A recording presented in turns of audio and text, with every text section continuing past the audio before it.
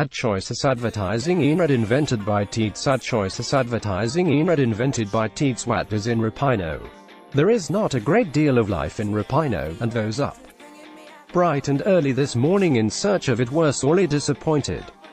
Many joggers can be seen pounding the thin ribbon of sandy shore that separates the forest from the sea, and for some reason, one frustratingly hard to comprehend from the locals through the sizable language barrier, there were a number of dead fish washed up on the shore, and a somewhat incongruous dead seal.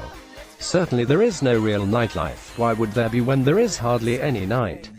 The lingering glow of the sun in the sky means sunset and sunrise are largely meaningless notions. Instead, civil twilight, the time when it is officially dark, lasts tonight between 0:12 and 1:49, dusk and dawn. That is the main reason that one of many embellishments to the England team hotel during the players' stay has been the introduction of blackout blinds.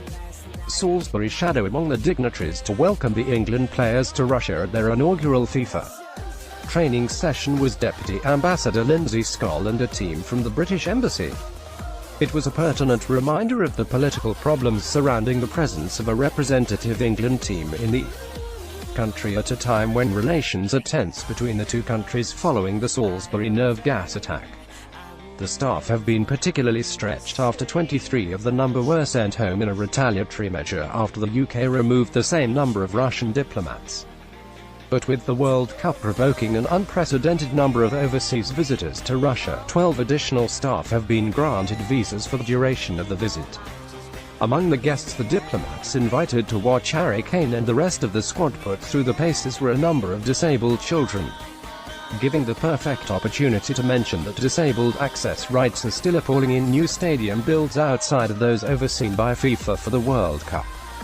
Bowling FA are determined to cater to all the needs of the media visiting their base with the bespoke press centre just a short drive from the training ground, and a good many of their don't needs. Certainly, the 4-lane 10-pin bowling alley was not strictly essential, not the air hockey or pool table.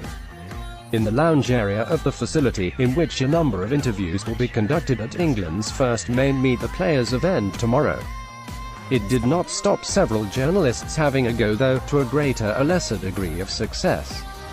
We want Kane. Despite the lack of tournament success, England remain a big media draw, largely due to the success of the Premier League. But one man stands head and shoulders above the others. A crew from China arrived at the training ground and set up in the international media zone to speak to players handpicked by the FA, on this occasion, Jack Butland and Jamie Vardy. The latter dutifully stood in front of the camera ready for questions, only to be met with a quizzical demand for Harry Kane, when it was explained the England captain would not be available today. Only Vardy. The reporter promptly shut down their camera and left, leaving the bemused Vardy to shuffle to the next camera down the line.